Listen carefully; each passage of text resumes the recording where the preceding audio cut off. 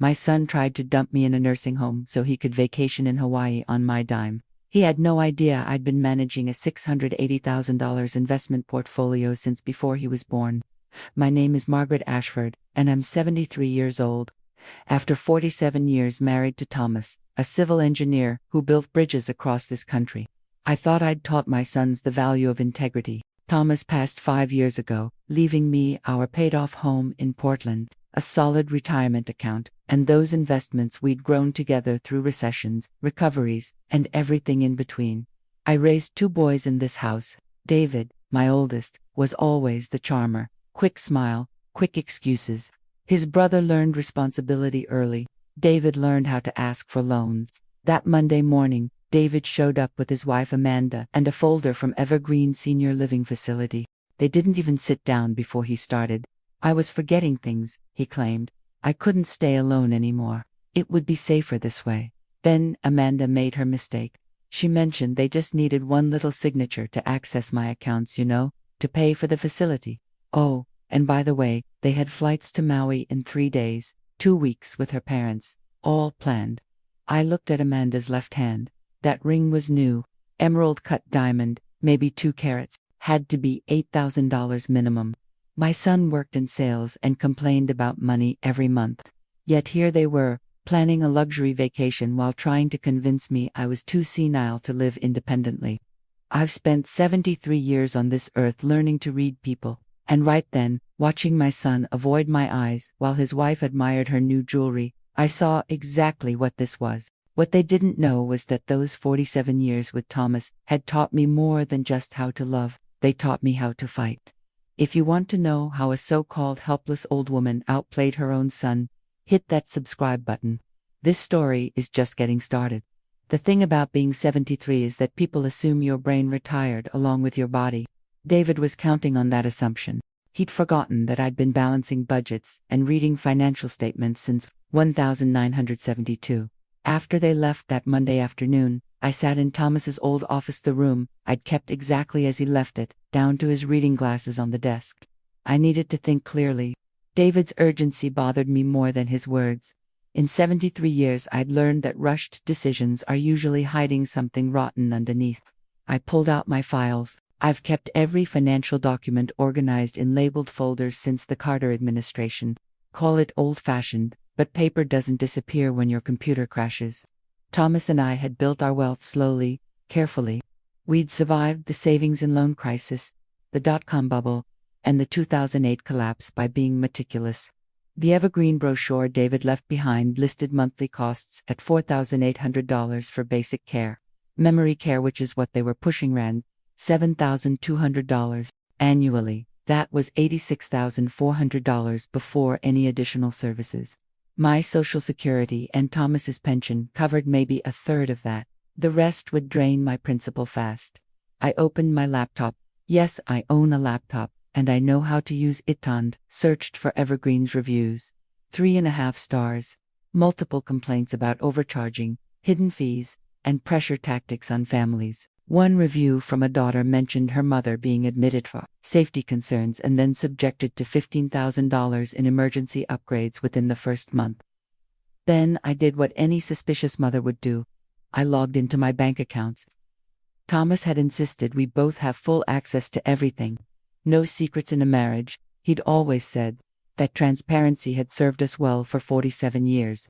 My primary checking account looked normal. But when I checked the joint account David had access to, we'd added him years ago for emergencies, my stomach dropped. 3 transfers in the past 6 months, small ones, $2,000 in January, $1,500 in March, $3,000 2 weeks ago, always with vague descriptions, home repairs, medical expenses, property taxes. I hadn't authorized any of those transfers. I paid my own property taxes directly every November.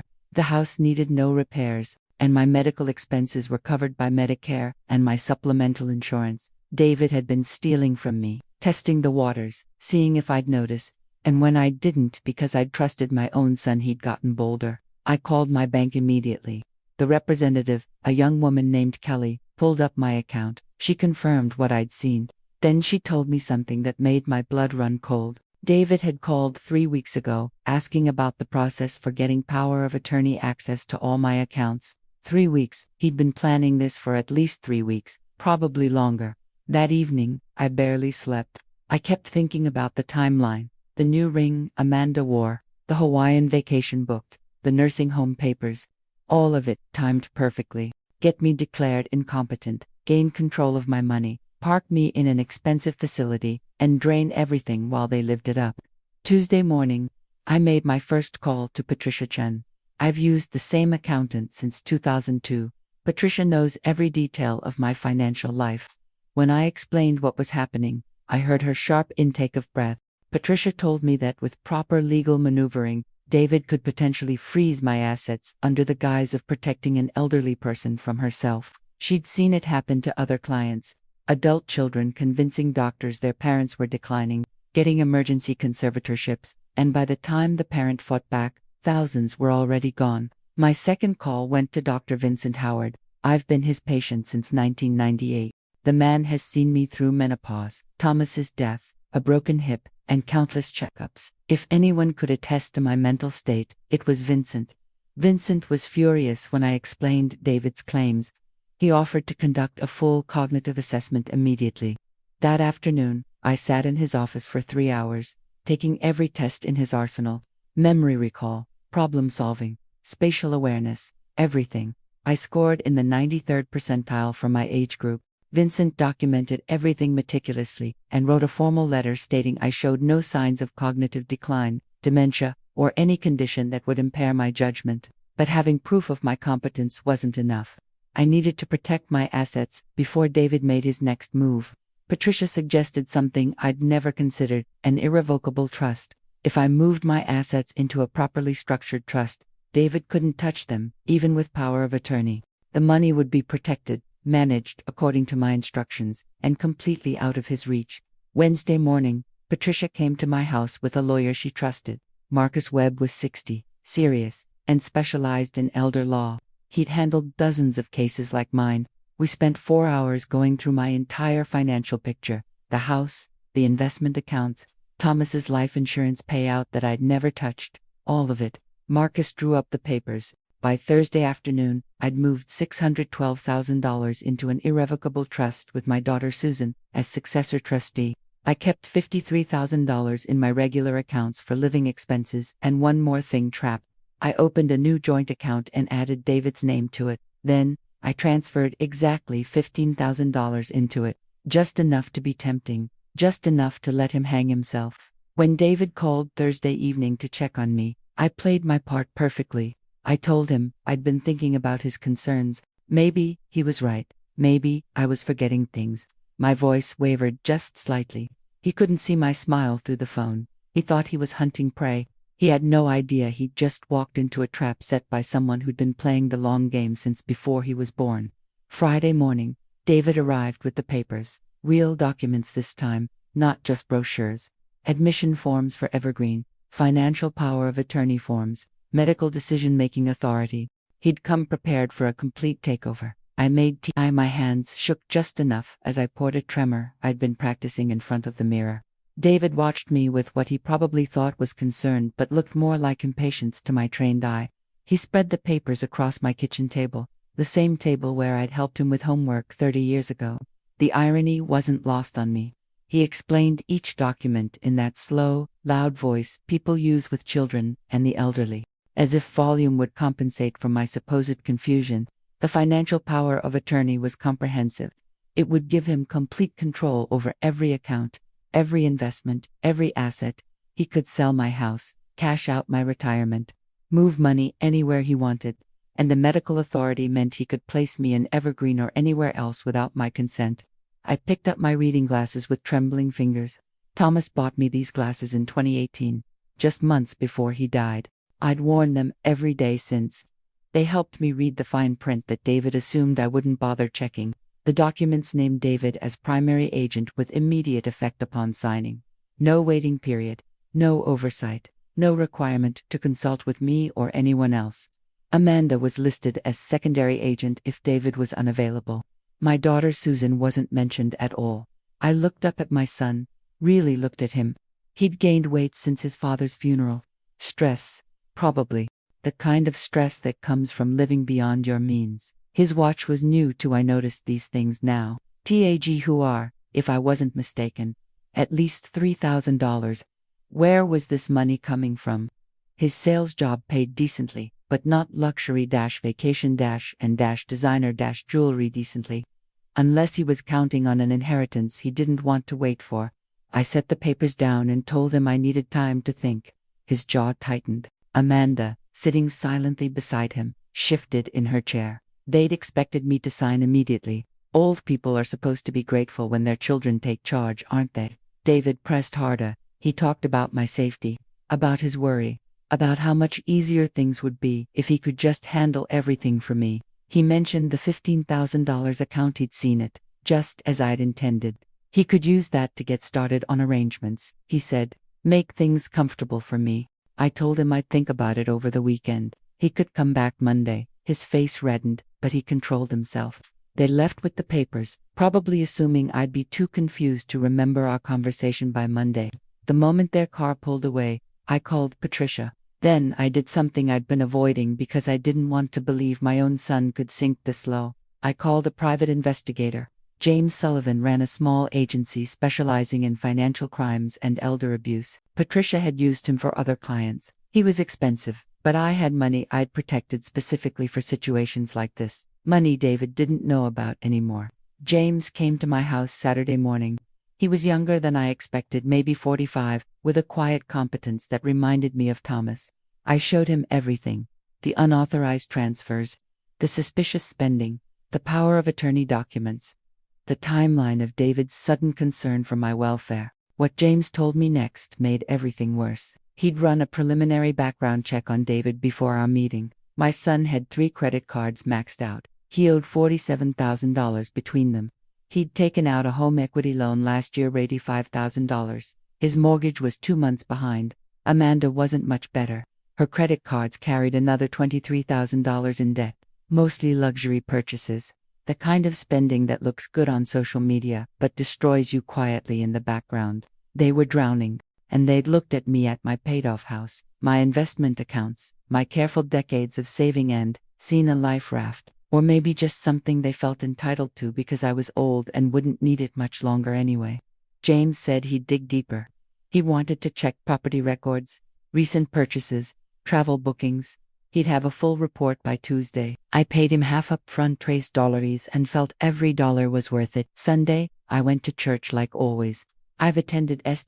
Michael's for 41 years. Father Morrison has known me since David's confirmation. After service, I asked to speak with him privately. I didn't go into details, but I told him enough: that my son was trying to gain control of my finances under false pretenses, that I needed witnesses to my mental competence. Father Morrison, bless him, didn't hesitate. He offered to write a statement attesting to my active participation in church activities, my volunteer work with the parish food bank, and my sharp mind during our theological discussions. By Sunday evening, I had a cognitive assessment from my doctor, a financial protection plan from my accountant, an investigation underway by a private detective, and a character witness from my priest. 73 years of building relationships and maintaining my reputation was paying off in ways David never considered.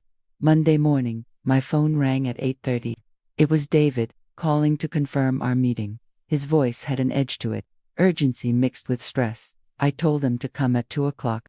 That would give James time to deliver his preliminary findings. What James found in those 72 hours would prove my son wasn't just desperate. He was already spending money. He didn't have money he'd assumed would be his the moment I signed those papers. James Sullivan arrived at noon Monday with a folder thick enough to prosecute a federal case. What he'd uncovered in 72 hours made my chest tighten with a pain that had nothing to do with my age. David had booked the Hawaii trip 6 weeks ago. 2 weeks at the Grand Wailea Resort in Maui. Ocean View Suite, $847 per night. He'd paid $11,858 upfront, charged to a credit card that was already maxed out. The resort had sent a payment reminder last week. He owed another $8,000 for the remaining balance, due before checkout. But that wasn't the worst part. James had found emails. David had been sloppy with his digital security. using the shared family computer at my house during his visits. The browser history told a story that made me physically ill. He'd been researching nursing homes since February, not just Evergreen. He'd looked at 6 facilities, comparing costs, locations, and most tellingly, their policies on family access to resident funds. He'd bookmarked an article titled, "How to Gain Financial Control When a Parent Won't Listen." Another one, "Emergency Conservatorship, a Step-by-Step Guide." There were text messages recovered from the computer's backup system, conversations between David and Amanda, planning this entire thing. Amanda had written, "Once we get the POA signed, we can pay off the cards and still have plenty for the remodel." David's response, "She won't even notice. Dad handled everything anyway. She probably doesn't even know what she has." They'd been planning to remodel their kitchen. James had found contractor quotes saved on David's email. $67,000 for granite countertops, custom cabinets, and high-end appliances. They'd already paid a $5,000 deposit 2 days after that $3,000 transfer from my account. My son had stolen from me to make a down payment on his kitchen renovation. I sat in Thomas's office, staring at the evidence spread across his desk. And something inside me crystallized into something harder than diamond. This wasn't desperation anymore. This was entitlement. This was my son looking at his 73-year-old mother and seeing nothing but a bank account with an inconvenient pulse. James recommended I file a police report immediately. The unauthorized transfers alone constituted theft. Combined with the attempted financial exploitation, we had a solid criminal case. But I had a better idea. I wanted David to incriminate himself further. I wanted him to show me exactly who he'd become. At 2 o'clock, David arrived alone. Amanda had a work commitment, he said. More likely, she was meeting with their contractor. I invited him into the living room and played my part beautifully. I told him I'd been thinking about what he said, about safety and security. Maybe I was being stubborn. Maybe it was pride making me resist help I actually needed. I let my voice crack slightly when I mentioned how much I missed Thomas, how hard it was making decisions alone. David's posture relaxed. He sat forward, nodding with what looked like genuine sympathy if you didn't know what I knew. He told me I was making the right choice, that he'd handle everything, that I could just relax and let him take care of the difficult stuff. Then I asked him about the money.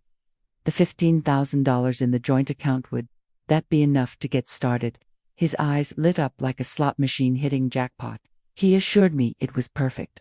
He'd use it to secure my spot at Evergreen and handle the initial arrangements.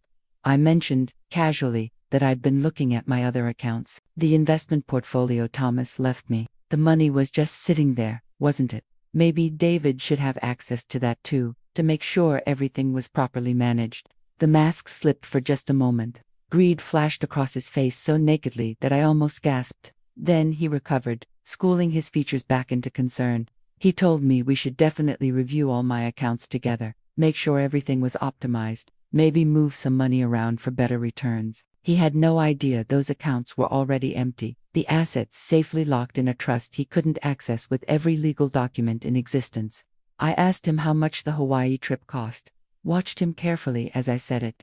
He barely hesitated before lying smoothly to my face. "Just a modest vacation," he said. Amanda's parents were covering most of it.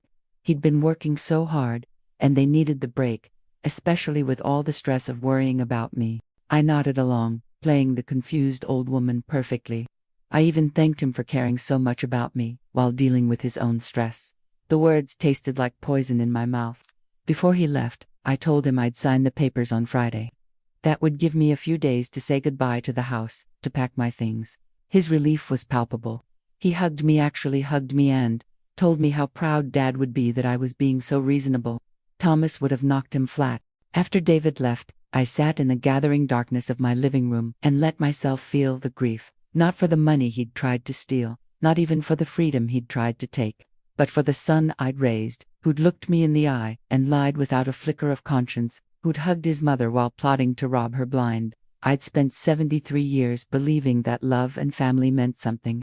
David had just taught me that to some people, they meant nothing compared to granite countertops and Hawaiian vacations. He thought Friday would be his payday. He had no idea it would be his reckoning. Tuesday morning, I called my daughter Susan in Chicago.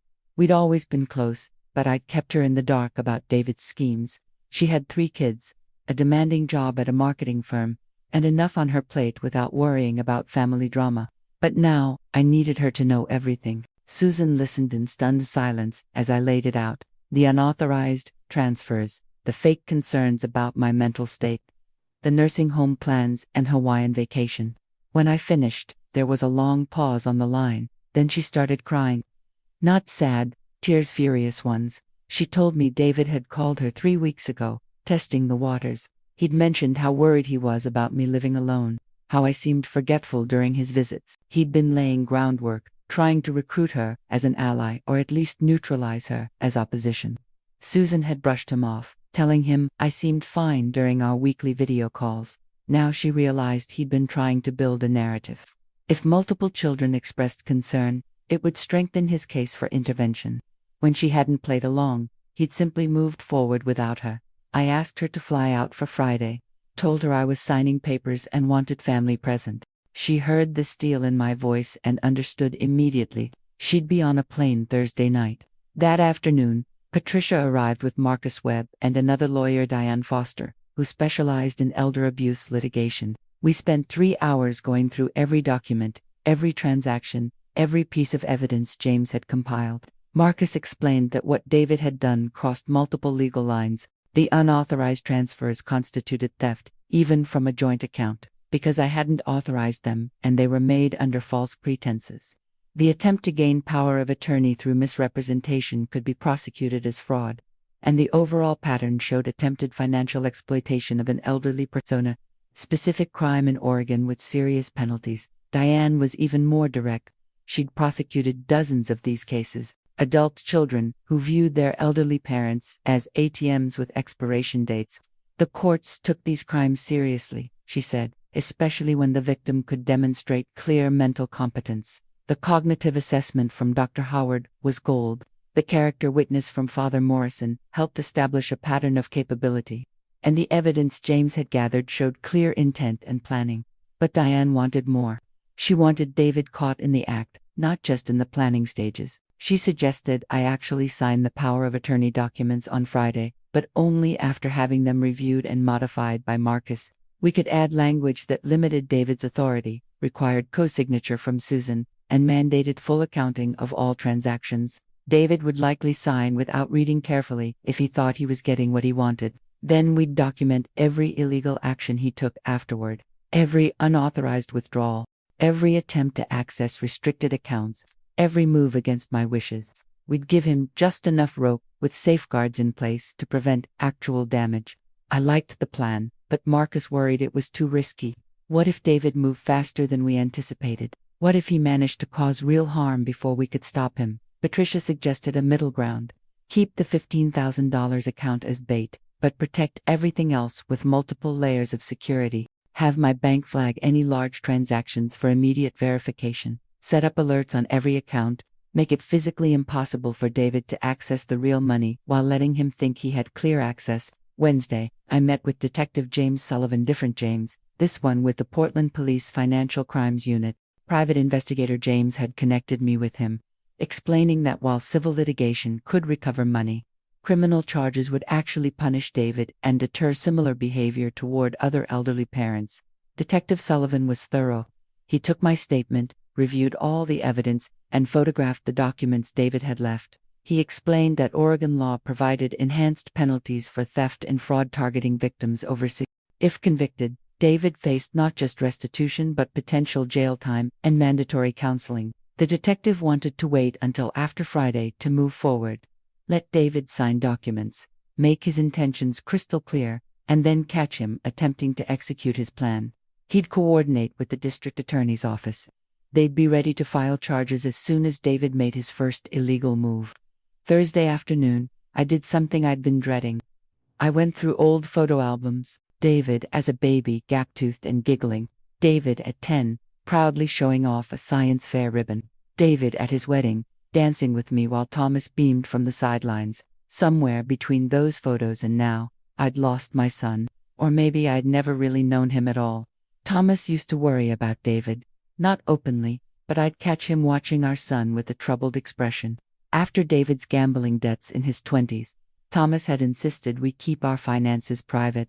Don't tell the boys exact numbers, he'd said. It's not their business until we're gone. I'd thought he was being paranoid. Now I understood he'd been protecting us. That evening, Susan called from O'Hare Airport, boarding her flight. She'd arranged to work remotely for a week. She wanted to be there not just for Friday but for whatever came after. I heard the anger in her voice, mixed with hurt. David had betrayed both of us, me as a mother, her as a sister who'd trusted him. I slept poorly Thursday night. Not from fear or anxiety, but from grief. By Friday evening, David would know that his mother wasn't the confused old woman he'd imagined, and I would know, with absolute certainty, exactly what kind of man my son had become. The difference was, I'd prepared for that knowledge. He hadn't prepared for mine. Friday morning arrived with unseasonable rain. I've lived in Portland long enough to find comfort in gray skies and steady drizzle, but today it felt appropriate, like the weather itself understood what was coming. Susan arrived at my house at 9. She'd taken a red-eye and looked exhausted, but her eyes were clear and determined. We sat at the kitchen table with coffee, and I showed her everything. Every document, every bank statement, every piece of evidence James had compiled. She read through it all methodically, her marketing executive brain cataloging each detail. When she finished, she looked at me with an expression I couldn't quite read. Then she said something that broke my heart a little more. David had borrowed $12,000 from her 2 years ago for his daughter's orthodontics. He'd claimed emergency expense couldn't be delayed, insurance wouldn't cover it all. Susan had wired the money immediately because family helps family. She'd never asked for repayment. Now she pulled up her niece's social media. The girl smiled broadly in every photo, her teeth perfectly straight and natural. She'd never had braces. Susan had paid for a lie, and David had pocketed the money without a second thought. My granddaughter. He'd used his own daughter as a prop in his con. The realization hit me like a physical blow. This wasn't just about desperate debt or poor financial choices anymore. This was a pattern, a lifestyle. David had been manipulating and stealing from family for years, and we'd all been too trusting to see it. Susan wanted to confront him immediately. I had to remind her that we needed to be strategic. Emotional confrontations feel satisfying but accomplish nothing. We needed David to incriminate himself completely, with witnesses and documentation that would stand up in court. At 11, Marcus and Diane arrived with the modified power of attorney documents. They'd done exactly what we discussed, created papers that looked legitimate but contained restrictions. David wouldn't expect. Any transaction over $5,000 required Susan's co-signature. Monthly accounting statements were mandatory. The authority could be revoked by me at any time, with written notice. And buried in the legal language was a clause making David personally liable for any unauthorized transactions. Marcus had prepared another document, a formal revocation of the existing joint account access. The moment David signed the new papers, his access to that $15,000 would be legally terminated, even though the bank wouldn't enforce it immediately. It created a legal trap. Anything he withdrew after signing would be prosecutable theft, not just unauthorized use of a joint account. Patricia arrived at noon with her own contribution. She'd prepared a complete forensic accounting of my finances going back 3 years. Every deposit, every withdrawal, every transfer. The unauthorized transactions David had made were highlighted and cross-referenced with his credit card payments and major purchases. The timeline was damning. Each time David took money from my account, a corresponding payment appeared on his credit cards within days. She'd also identified something I'd missed: small transfers. I'd authorized years ago legitimate gifts for birthdays and Christmas had been documented by David as eldercare expenses on some paperwork she'd found. He'd been building a paper trail to justify larger withdrawals, creating a false narrative of me needing increasing financial assistance. Detective Sullivan called at 1 o'clock. He'd coordinated with the district attorney's office. An assistant DA named Robert Chen would be on standby. The moment David attempted to access restricted funds or violated the terms of the modified power of attorney, they could move forward with charges. Chen was aggressive on elder abuse cases. He'd successfully prosecuted 17 similar cases in the past 2 years. At 1:30, Father Morrison stopped by. He brought communion. I'd missed Sunday Mass while dealing with all this and stayed to pray with me. I'm not usually one for displays of faith, but I needed the grounding. He placed his hand on my shoulder and reminded me that seeking justice wasn't the same as seeking vengeance. that protecting myself was righteous, even when it hurt. At 1:45, Dr. Howard arrived. I hadn't asked him to come, but Patricia had invited him as an additional witness. He brought updated cognitive assessment results from a test I'd taken just that morning. He'd opened his office early specifically for me. Perfect scores again. He wanted there to be no question, no possible argument that my mental state had declined in the past week. By 2 o'clock, my living room held 7 people. Susan and I sat on the sofa. Marcus and Diane occupied the armchairs with briefcases full of documents. Patricia stood near the window with her forensic accounting report. Dr. Howard sat quietly in the corner, a silent but powerful witness, and Detective Sullivan stood near the doorway in plain clothes, holding a small recording device that was perfectly legal in Oregon's one-party consent state. The doorbell rang at 2:03. Through the window, I saw David's car in my driveway. He was alone. Again, Amanda had conveniently found another reason to be absent. Smart woman, she probably sensed something was wrong. I walked to the door and took a moment before opening it. 73 years had taught me many things, but nothing had prepared me for the next hour. I was about to watch my son's face as his carefully constructed plan collapsed around him. I was about to see the exact moment he realized his elderly mother had outmaneuvered him completely. I opened the door. David stood there with an umbrella and an eager smile, holding the unsigned power of attorney documents in a leather folder. He thought he was about to secure his financial future. He'd actually just walked into a room full of witnesses to his own prosecution. David's smile froze when he stepped into the living room and saw the crowd. His eyes moved from person to person, trying to make sense of the scene. Susan sitting on the sofa with red-rimmed eyes. 2 lawyers he didn't recognize with briefcases open on the coffee table. Patricia, my accountant, whom he'd met several times. Dr. Howard, and a man in a blazer near the door who had the unmistakable bearing of law enforcement. To his credit, David recovered quickly. He forced the smile back onto his face and greeted everyone with confused pleasantries. Asked if this was some kind of family meeting he hadn't been told about. His voice had that forced casualness people use when they're calculating rapidly behind their eyes. I let him stand there for a moment, umbrella dripping on my hardwood floor.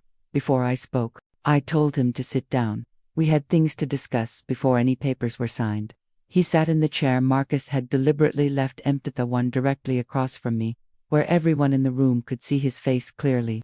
Detective Sullivan's recording device was running. Dr. Howard had his medical assessment on his lap. Patricia held her financial report. Marcus and Diane had their legal documents ready. I started simply. I asked David to explain the 3 unauthorized transfers from our joint account, the ones totaling $6,500 that I'd never approved. He barely hesitated. Home repairs, he said. The furnace had been making noise last winter. He'd had it serviced to prevent a breakdown. Didn't want me to worry about it, so he'd just handled it himself. Thought he'd mentioned it to me, but maybe I'd forgotten. Patricia spoke up then, her voice cool and professional. She'd contacted the furnace company. My furnace had indeed been serviced in 2023, a year before David's repair expense. The company had no record of any work in the past year. David's jaw tightened. He started to respond, but I held up my hand. I asked about the $3,000 transfer from 2 weeks ago, the property tax payment, he'd labeled it. His explanation came faster now, words tumbling over each other. He'd gotten confused about the dates, mixed up his own property taxes with mine. He'd pay it back, of course, just a bookkeeping error. Marcus opened his briefcase and pulled out a document. My property tax record from the county, paid in full last November, as it had been every year for the past 41 years, due again in November of this year. There was no tax payment needed in March. The room was silent except for the rain against the windows. David looked at Susan, perhaps hoping for an ally. She stared back at him with an expression I'd never seen her wear before. Pure disgust. Then I asked David about the kitchen remodel. Watched his face go pale. Asked him about the $5,000 contractor deposit that coincidentally matched the timing of his March withdrawal from my account. He tried to deny it, but Diane had already pulled contractor quotes from his email, the ones James had found during his investigation. She laid them on the table. $67,000 for a complete kitchen renovation. Deposit paid. Work scheduled to begin in 2 weeks, right after his return from Hawaii. I asked him about Hawaii. About the $11,858 he'd charged for a luxury resort stay while trying to convince me I needed to be locked in a nursing home for my own safety. About the $8,000 balance still owed. About Amanda's new ring and his new watch, combined value around $11,000. David's composure shattered. He stood up, voice rising. This was an ambush, an interrogation. I was his mother, not a criminal suspect. He'd been trying to help me, and this was how I repaid his concern, by treating him like a thief in front of strangers. Dr. Howard spoke for the first time, his voice calm and clinical. He explained that he'd conducted comprehensive cognitive assessments on me twice in the past week. I showed no signs of dementia, memory impairment, or diminished capacity. In fact, my cognitive function was well above average for my age group. Any claims of my incompetence would be medically indefensible. David turned on Susan then, asked why she was part of this. She was his sister. They should be united in taking care of Mom, not attacking him. Didn't she care about my safety? Susan's response was cold and precise. She asked him about the $12,000 he'd borrowed from her 2 years ago for his daughter's orthodontics. The orthodontics that never happened. She wanted to know what he'd actually spent her money on. David had no answer for that. He sat back down, and I watched something shift in his posture. The righteous indignation drained away, replaced by calculation. He was trying to figure out how much we knew and how bad this was for him. Detective Sullivan introduced himself then, explained who he was and why he was there, told David that the unauthorized transfers constituted theft. The attempted power of attorney acquisition through false pretenses was fraud. The overall pattern showed financial exploitation of an elderly person. All criminal offenses under Oregon law. David looked at me then, really looked at me, and I saw the moment he understood. His confused, forgetful, easily manipulated mother had been 3 steps ahead of him the entire time. The vulnerable old woman he'd planned to rob had instead built a prosecutable case against him, with precision he never imagined she possessed. His next words were predictable. He wanted a lawyer. He wasn't saying anything else.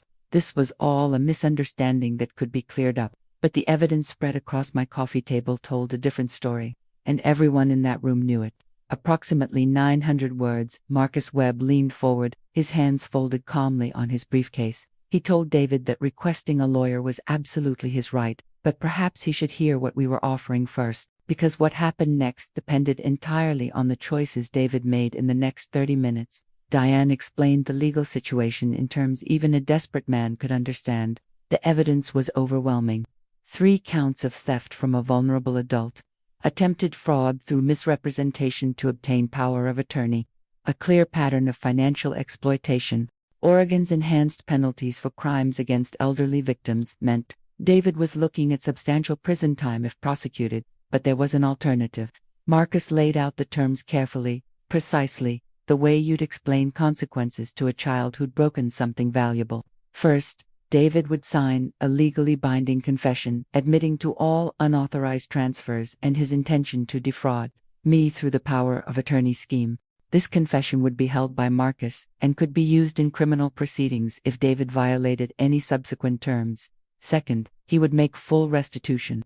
Not just the $6,500 he'd stolen, but damages. Marcus calculated lost investment returns, legal fees, investigation costs, and emotional distress at $25,000 total. David would have 6 months to pay in monthly installments, with the entire balance becoming immediately due if he missed a single payment. Third, David would surrender all access to any of my accounts immediately and permanently. He would sign documents removing himself from the joint account and waiving any future claim to being my financial agent or representative.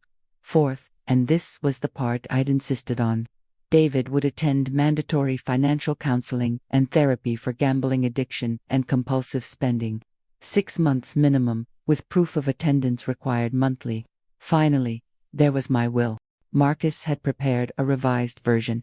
David's inheritance was reduced to $1, the minimum required to prove he hadn't been accidentally omitted. His expected $340,000 would instead go into a trust for his 3 children, administered by Susan until each child reached 25. David would have no access to these funds, no control over them, no ability to borrow against them. The alternative to accepting these terms, Detective Sullivan would immediately arrest David. The district attorney would prosecute aggressively. The evidence would likely result in conviction.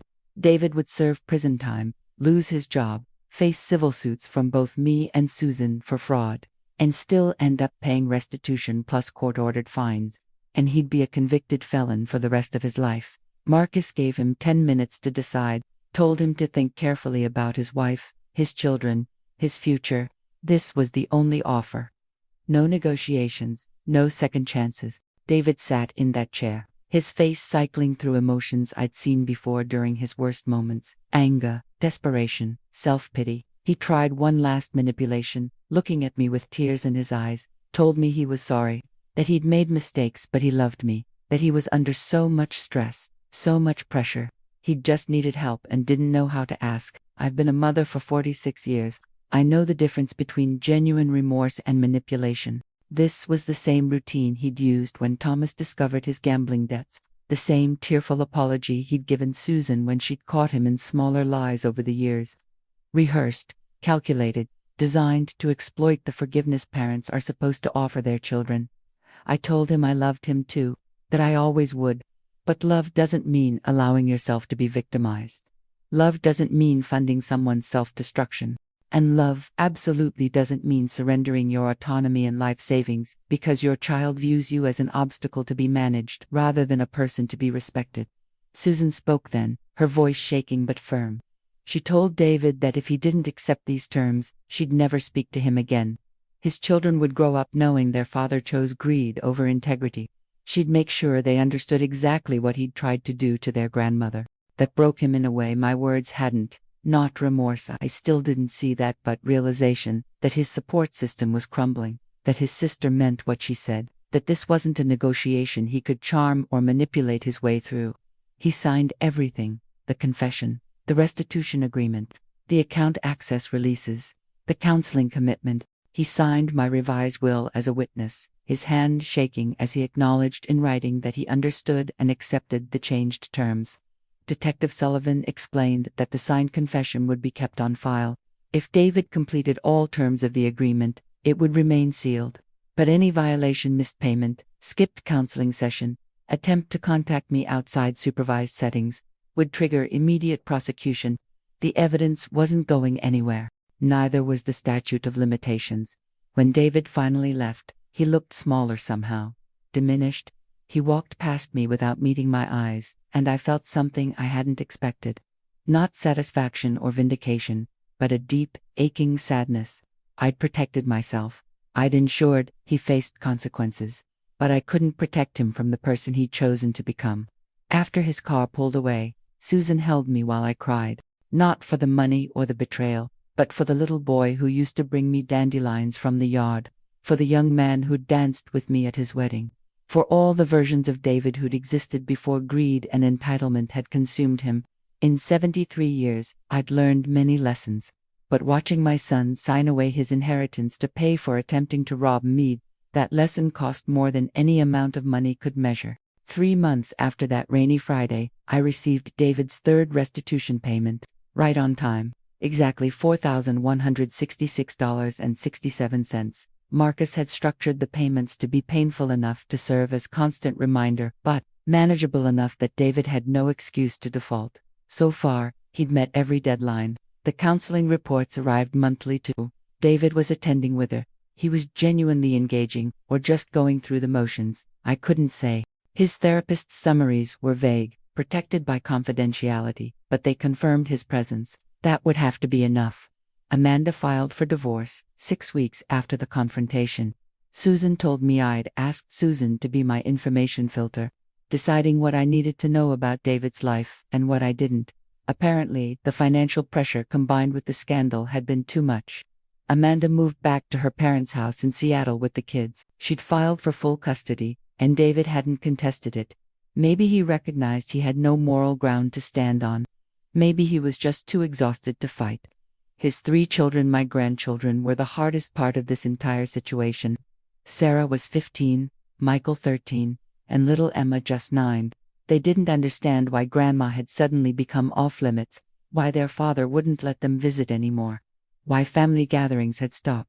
I'd discussed this extensively with Marcus and Diane. We'd built in provisions, allowing me to maintain relationships with my grandchildren while protecting myself from David. Susan arranged supervised visits when the kids were with Amanda. I flew to Seattle twice to see them. We video called every Sunday afternoon. I was establishing a relationship independent of their father, one he couldn't manipulate or control. I'd also set up individual education accounts for each of them, separate from the trust that held David's former inheritance, $10,000 in each account, growing at compound interest, earmarked specifically for college or vocational training. They'd access these directly when they turned 18, no matter what their father's situation looked like by then. Sarah, the oldest, was sharp enough to sense something wrong, but mature enough not to press for details she wasn't ready for. I told her a simplified version, that her dad and I had disagreed about finances and needed time apart, that I loved her completely and this had nothing to do with her or her siblings. She accepted this with the cautious understanding of a teenager who'd probably already noticed her parents' money problems. Susan had moved back to Portland permanently. The betrayal by David had affected her more deeply than she'd initially realized. She'd spent years trusting him, defending him, loaning him money. Discovering the depth of his manipulation had shaken her faith in her own judgment. She needed to be close to me, she said, to rebuild family on a foundation of honesty. She bought a house 6 blocks from Mina, lovely craftsman she got for a good price because the previous owners needed a quick sale. We had dinner together twice a week. Her 3 kids adored spending time with me, and I finally had the close relationship with grandchildren I'd been missing. Susan's oldest, Benjamin, was learning to play chess. Every Thursday evening, he came over and we played on Thomas's old board. The boy had a strategic mind that reminded me of his grandfather.